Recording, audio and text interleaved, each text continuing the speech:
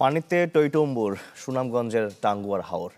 দূরের পাহাড় যেন মিলেমিশে একাকার জলরাশিতে। এমন সৌন্দর্য উপভোগ করতে দেশের বিভিন্ন প্রান্ত থেকে ছুটে যাচ্ছেন পর্যটকরা। কিন্তু তাদের কিছু বেপরোয়া কর্মকাণ্ডে নষ্ট হচ্ছে প্রকৃতির এই শান্ত কোণ। টাঙ্গুয়ার হাওরের বিস্তৃত জলরাশিতে নীরবতার বদলে এখন গান বাজানার কর্কশ শব্দের দূষণ। এতে প্রকৃতি হারাতে বসেছে চিরচেনা শান্ত রূপ। সেই সাথে উশৃঙ্খল যুবকদের বেপরোয়া আচরণে হুমকির মুখে হাওরের জীববৈচিত্র্য।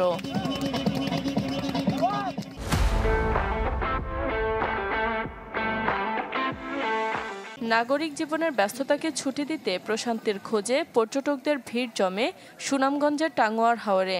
অথচ নৌকায় উচ্চ শব্দের এমন গান বাজনা আর নাচানাচিতে বিরক্ত তারা। এই উচ্চস্বরের গান বাজনার কারণে টাঙ্গুয়ার হাওরের জীববৈচিত্র্য এবং টুরিস্টদের বিরক্তির কারণ হয়ে দাঁড়াইছে। উচ্চস্বরে বাদ্যবাজনা বাজে এবং আবর্জনা, প্লাস্টিক, বোতল এইগুলি যেন নদীতে না ফেলে, তাতে আমাদের পরিবেশের ক্ষতি হয়। যদিও বিষয়টি অবগত বলে জানালেন কর্তৃপক্ষ। বলেন, এসব বন্ধে নেওয়া হবে যথাযথ ব্যবস্থা। মূল টাঙ্গুয়ার হাওরে কোনো ইঞ্জিন চালিত যান প্রবেশ করতে পারবে না।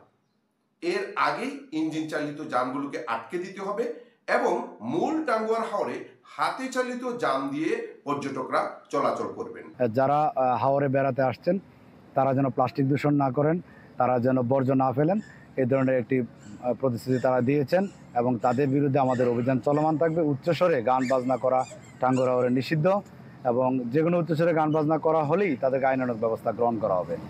তবে স্থানীয় পর্যটনের প্রসার ও পরিবেশ রক্ষায় নাগরিক সচেতনতার উপরই জোর দিলেন পরিবেশ কর্মীরা। Desk report, channel 24।